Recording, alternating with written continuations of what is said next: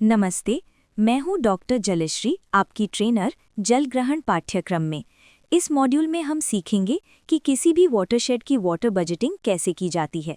Water budgeting हमें ये समझने में मदद करती है कि हमारे वाटरशेड में कितना पानी उपलब्ध है, कितना पानी की मांग है और अंत में पानी की कमी है या अधिकता।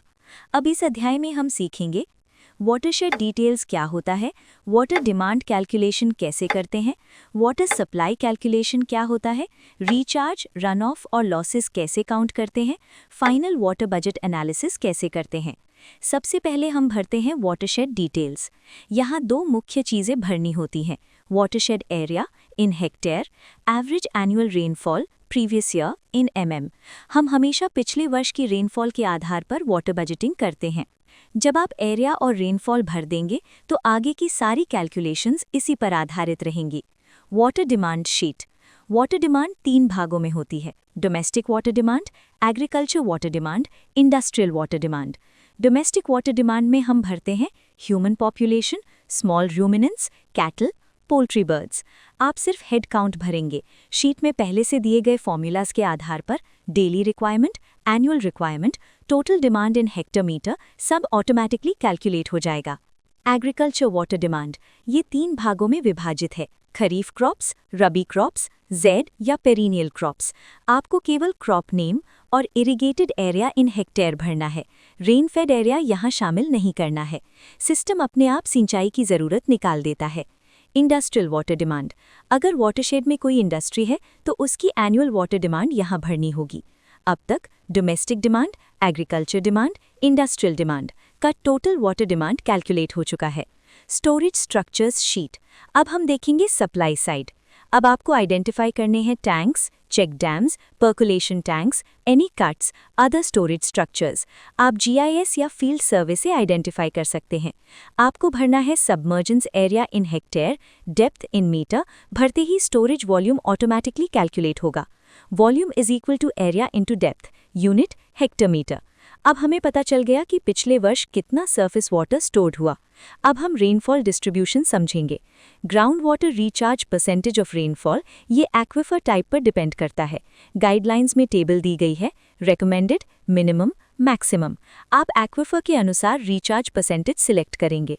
Run of percentage of rainfall ये डिपेंड करता है annual rainfall, watershed slope, good run of zone, average run of zone, bad run of zone.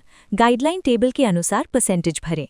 Soil moisture, evaporation and losses formula 100 minus recharge percentage plus run of percentage. बाकी पानी soil moisture में जाता है, evaporate हो जाता है या अन्य लॉसेस में चला जाता है। अब फाइनल कैलकुलेशन करते हैं। Rainfall contributing to ground water recharge is equal to rainfall into recharge percentage into area. Runoff generated is equal to rainfall into runoff percentage into area.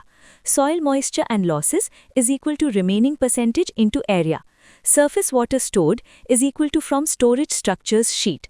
Balance surface water runoff is equal to surface water stored minus surface water stored. Final calculation. Total water demand is equal to domestic plus agriculture plus industrial.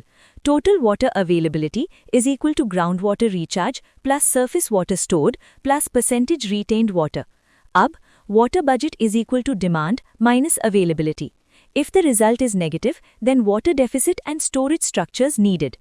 If the result is positive, then water surplus and sustainable condition.